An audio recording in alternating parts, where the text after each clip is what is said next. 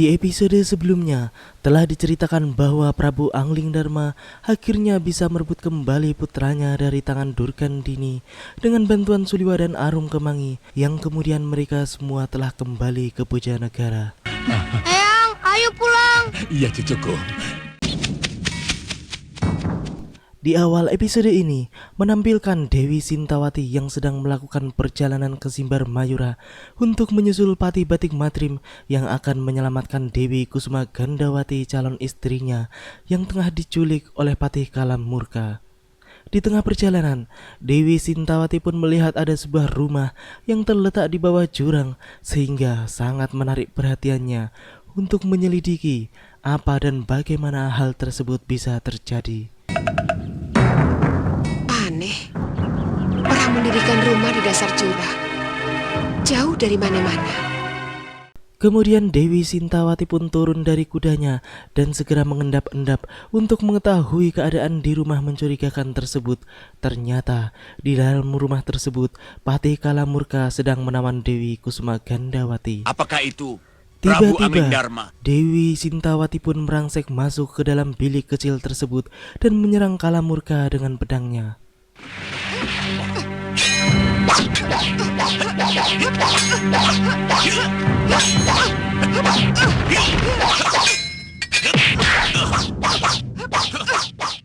Baru beberapa jurus berlalu, para anak buah Kalamurka yang berada di luar ruangan pun segera masuk dan menyerang Dewi Sintawati. Hal tersebut ternyata sangat menguntungkan Kalamurka untuk cepat-cepat menggunakan ajian Mali rupanya, sehingga ia pun segera menodongkan senjata ke leher Dewi Kusuma Gandawati dan memaksa Dewi Sintawati harus menyerah, dan ia pun dengan leluasa membawa pergi Dewi Kusuma Gandawati dari tempat tersebut. Jangan bicara sekecap pun kalau ingin gadis ini selamat. Sementara itu, di sebuah pasar kota Raja Simbar Mayura, Batik Matrim yang sedang menyamar sebagai penduduk biasa pun sedang mengamati keadaan sekitar untuk mengetahui tentang pengamanan di Simbar Mayura. Malam itu, Batik Matrim pun sedang mengendap-endap menuju kamar utama Raja Pancatnyana untuk mencari tahu kabar keberadaan Dewi Kusuma Gandawati yang telah diculik oleh Patih Kalam Murka. Ia pun mendengar sendiri pengakuan Raja Pancatnyana pada permaisurinya yang sebenarnya tidak ingin berperang atau bermusuhan dengan Malwapati. Karena sebenarnya semua itu hanyalah keinginan Patih Kalam Murka yang lebih mementingkan harga diri tanpa memikirkan kepentingan rakyatnya. Bahkan Prabu Pancatnyana pun menyadari bahwa sekarang ia lebih memikirkan keselamatan dan kemakmuran rakyatnya daripada mendukung keinginan Patih Kalam Murka yang dirasa hanya memikirkan diri sendiri. Manyura dari penjajahan Malwapati. Simbar Manyura memang kalah perang, tapi bukan negeri jajahan. Prabu Malwapati pun tidak pernah minta upeti kepada kita, dan sikap mereka pun bersahabat. Akan tetapi, permaisuri Daniswara yang memang berperangai buruk pun selalu mendukung Patih Kalam Murka yang sejatinya adalah sebuah kesalahan besar. Saya tahu Kanda memiliki harga diri. Sekarang saya lebih memikirkan rakyat saya, kemakmuran dan ketentramannya, Dinda. Kalau masalah harga diri itu hanya akan menyengsarakan rakyat. Setelah mendengar semua pembicaraan Prabu Pancatnyana dan permaisurinya, Batik Matrim pun segera pergi dan berlalu dari tempat tersebut.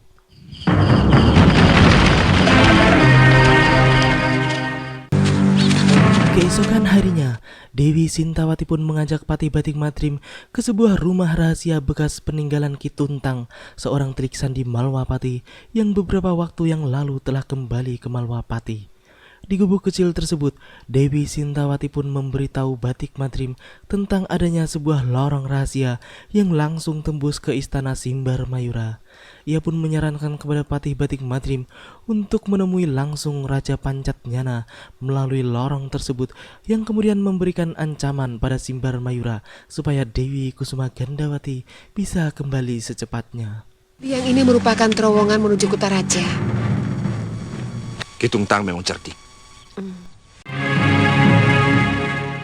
Di hari itu juga, Batik Matrim dengan pakaian kepatihannya langsung menghadap Raja Pancatnyana dan dengan tegas langsung menyampaikan maksud kedatangannya, yaitu mencari keberadaan Patih Kalamurka yang telah menculik calon permaisurinya. Mana Patih Kalamurka? Semua petinggi kerajaan yang ada di Pasewan Agung tersebut pun hanya bisa diam dan tertunduk melihat kemarahan besar Batik Matrim. Bahkan Raja Pancatnyana sendiri bingung harus menjawab apa. Namun akhirnya ia pun mengatakan bahwa Patih Kalamurka sudah beberapa hari tidak berkunjung ke istana. Sudah 2 pekan ini, beliau tidak pernah sowan Ki Patih. 2 kali Patih Paduka mengobarkan api permusuhan dengan Malopati. Mendengar semua itu, Patih Batik Matrim pun memuncak kemarahannya dan mengancam akan menyerang dan membumi hanguskan Simbar Mayura jika terjadi sesuatu pada Dewi Kusuma Gandawati, termasuk apabila ada goresan sedikit pun di tubuhnya. Sekarang ini, seluruh pasukan Malopati sudah kami sebar untuk mengepung Simbar Manyura. Batik Matrim, sungguh, apa yang dilakukan Patih Kalamurka itu bukan kebijaksanaanku. Kemudian Batik Matrim pun memberikan waktu sampai esok hari bahwa ia harus sudah bertemu calon permaisurinya di istana tersebut. Kalian dengar, kalau sampai besok pagi, calon istriku tidak dikembalikan dalam keadaan selamat, maka Simbar Manyura akan kami ratakan dengan tanah. Hah, dengar itu, akan rata dengan tanah. Batik Matrim kemudian kembali lagi ke rumah rahasia Ki Tuntang dengan melewati jalan lorong rahasia tersebut.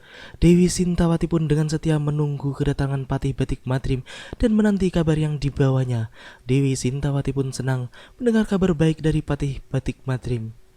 Kelihatannya, Prabu Pancatnyana termakan oleh gertakan saya. Keesokan harinya, tibalah Patih Batik Matrim yang ditemani oleh Dewi Sintawati kembali ke istana Simbar Mayura untuk menagih perjanjian yang telah dibuatnya. Ia pun langsung menghadap pada sang Raja Pancatnyana dan segera menanyakan tuntutan yang kemarin telah dilontarkannya. Prabu Pancatnyana pun segera menjawab bahwa ia berhasil membujuk Patih Kalamurka untuk segera menemuinya. Saya menagih tuntutan saya kemarin, Paduka Prabu. Akhirnya saya berhasil membujuk Paman Patih untuk membebaskan calon istri Ki Patih. Kalamurka pun kemudian keluar dan membuat perjanjian kepada Batik Matrim bahwa ia menantang Batik Matrim untuk bertarung secara kesatria, di mana Batik Matrim harus mengalahkannya terlebih dahulu jika menginginkan Putri Kusuma Gandawati kembali padanya. Saya akan menyerahkan kepada Tuan, tapi dengan satu syarat. Saya hanya menantangmu adu kanuragan, Ki Patih. Apa mampu mengalahkan saya?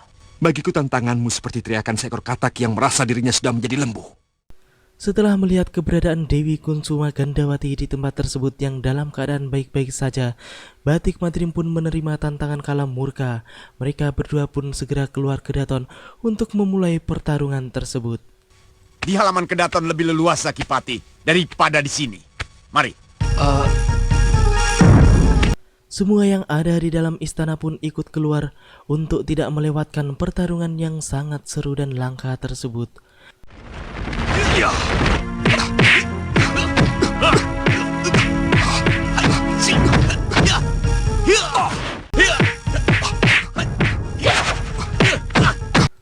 Terlihat Patih Batik Matrim maupun Patih Kalamurka sangat bernafsu untuk mengalahkan satu sama lain.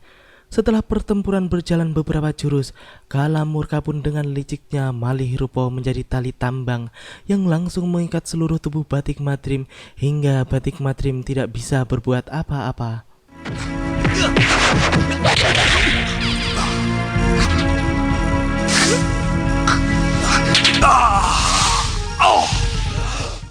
Melihat semua itu, Dewi Sintawati pun berusaha untuk memutuskan tali tambang tersebut. Namun, Batik Matrim melarangnya karena ia tidak ingin menang dengan bantuan orang lain. Jangan ya Dewi, aku tidak mau bertarung untuk bantu orang lain. Baik, Patih.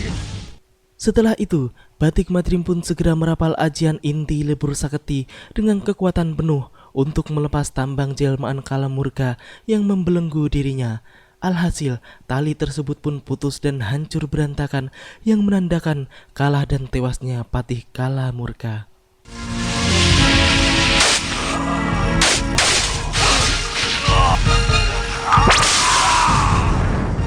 Paman,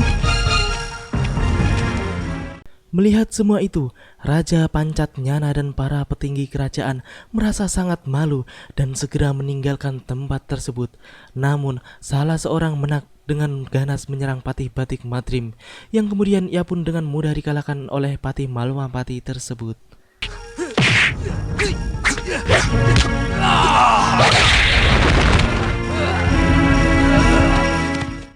Setelah semua kejadian tersebut, Batik Madrim dan Dewi Kusuma Gandawati pun tersenyum penuh kemenangan dan mereka pun bersiap untuk pulang ke Malwapati. Demikianlah akhir dari episode ini. Nantikan kelanjutan kisahnya di episode yang akan datang. Terima kasih bagi teman-teman semua yang udah mau nonton dan mau subscribe dan share. Wassalamualaikum warahmatullahi wabarakatuh dan salam anak 90-an.